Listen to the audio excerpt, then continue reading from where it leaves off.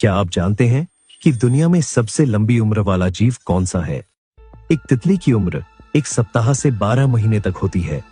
एक सिकाड़ा 2 से 17 साल तक जीवित रहता है।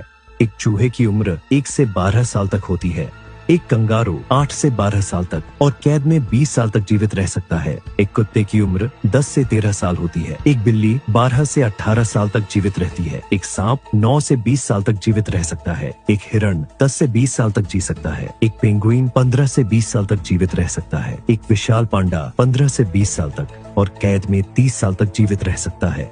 एक सिराफ 20 से 25 साल तक जीता है। एक ध्रुवीय भालू 20 से 30 साल तक जीता है। एक गाय 18 से 22 साल तक जी सकती है। एक गोरिल्ला 35 से 40 साल तक और कैद में 50 साल तक जीवित रह सकता है। एक कोई मछली 25 से 35 साल तक जीवित रहती है और कुछ दुर्लभ मामलों में 200 साल से भी अधिक। एक लॉबस्टर 40 से 70 साल तक जीवित रह सकता है। एक तोता 50 से 80 साल तक जी सकता है।